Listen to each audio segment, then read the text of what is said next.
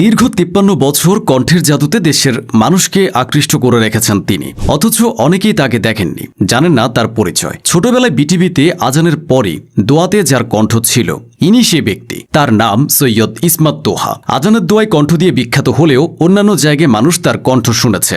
এ পর্যন্ত প্রায় 40,000 বিজ্ঞাপন এবং ডকুমেন্টারিতে ভয়েস দিয়েছেন তিনি। তার বয়সটা 70 পেরিয়েছে, অথচ এখনও সাবলীলভাবে তিনি ভয়েস দেওয়ার কাজ চালিয়ে যাচ্ছেন। ভয়েস আর্টিস্টের পাশাপাশি ইসমাত তোহা একজন উপস্থাপক এবং আবৃত্তি শিল্পী। তিনি ছিলেন রেডিও খুলনার প্রথম উপস্থাপক। সৈয়দ ইসমাত তোহার জন্ম এবং বেড়ে ওঠা খুলনায়। তার বাবা ছিলেন একজন প্রতিষ্ঠিত ডাক্তার। 70-এর দশকে খুলনা শহরে হাতে গোনা কয়েকটি ঘরে রেডিও ছিল, কিন্তু ইসমাত তোহার বাবা একজন শৌখিন মানুষ ছিলেন। তিনি নিজের বাসায় একটি রেডিও রাখতেন। ওই রেডিওতে সবসময় খবর এবং কোরআন তেলাওয়াত শুনতেন। ইসমাত তোহার বয়স তখন 3 থেকে 4 বছর। তখনও ভালো মতো বোঝার বয়স হয়নি। বাবার রেডিও শোনা দেখে ভাবতেন, এই যন্ত্রের ভেতরে কে কথা বলছে, আর এই মানুষগুলোই বা কারা। কৌতূহলী হয়ে সে নিজের মাকেও প্রশ্নটি করেছিলেন, কিন্তু সদুত্তর না পেয়ে নিজেই সিদ্ধান্ত নিয়েছিলেন সে মানুষগুলোকে বের করার। সেজন্য একদিন সুযোগ বুঝে রেডিওর ব্যাকসাইড খুলতে গিয়েছিলেন। সেখানে বাধে বিপত্তি, বিদ্যুতের হালকা শক খেয়ে বসেন। এরপর তার বাবা এসে বোঝালেন রেডিওর ভেতরে কেউ থাকে না, কিন্তু আগ্রহী তোহা এসব বুঝতে চাইলেন না। তার মাথার ভেতরে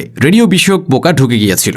অবশেষে তিনি রেডিও সম্পর্কে ভালো ধারণা পান 5ম শ্রেণীতে। জানতে পারেন রেডিওর ভেতরে কেউ কথা বলে না, বরং রেডিওর কথাগুলো প্রচার ভবন থেকে যায় প্রক্ষেপণ ভবনে। সেখান থেকে যে কথাগুলো ভেসে আসে সেটাই আমরা শুনতে পাই। তখন থেকে ইসমাত তোহা পণ করেন একদিন তিনি এই রেডিওতে কথা বলবেন। সেজন্য 5ম এবং 6ষ্ঠ শ্রেণী থেকেই সুন্দর করে কথা বলার চর্চা শুরু করেন। তিনি এমনভাবে চর্চা করতেন যাতে একদিন বেতারে কাজ করতে পারেন, আর তার কাজগুলো মানুষ শুনতে পারে। 1969 সালে রেডিও খুলনার যাত্রা শুরু হয়। তখন আঞ্চলিক অনুষ্ঠান প্রচার হতো না। পরবর্তীতে 1971 সালে শুরু হয় আঞ্চলিক অনুষ্ঠান। ইসমাত তোহার আগ্রহটা তখন আরও বেড়ে যায়। ইচ্ছা এবং পরিশ্রম মানুষকে অনেক দূর নিয়ে যায়। তার ব্যাপারেও সেটাই হয়েছিল। খুলনা বেতারের আঞ্চলিক অনুষ্ঠানের জন্য প্রথম অডিশনের 3য় দিনে টিকে যান সৈয়দ ইসমাত তোহা। সেখান থেকে তার আসল পথ চলা শুরু। প্রথমে তিনি অনুষ্ঠান ঘোষক হিসেবে কাজ করতেন। পরবর্তীতে সংবাদ পড়েছেন প্রায় 8 থেকে 9 বছর। পাশাপাশি বেতারের নাটকের সঙ্গেও যুক্ত ছিলেন। এভাবেই 1985 সাল পর্যন্ত খুলনা বেতারের সঙ্গে যুক্ত ছিলেন। এর মাঝে কিছুদিন সরকারি চাকরিও করেছিলেন,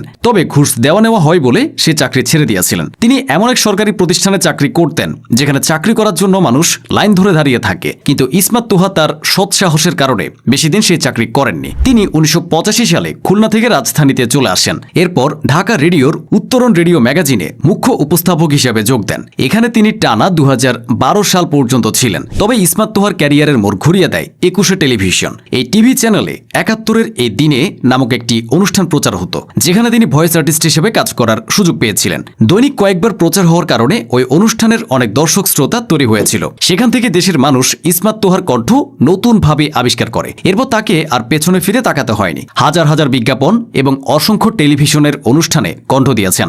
এমন অনেক অনুষ্ঠান আছে যেগুলো দর্শক এবং শ্রোতারা দেখত শুধু ইসমাত তোহার কণ্ঠের জন্যই। 1971 সালে মহান মুক্তিযুদ্ধেও এই কণ্ঠবীর বেশ অবদান রেখেছিলেন। নিজে সরাসরি অংশ না নিলেও সৈনিকদের খাবার এবং থাকার জায়গা দিয়ে সহযোগিতা করেছেন। বয়সটা বাড়তে বাড়তে এখন 70-এর ঘর পেরিয়েছে, তবে বলিষ্ঠ কণ্ঠ শুনে তার বয়সটা একেবারেই অনুমান করা যায় না।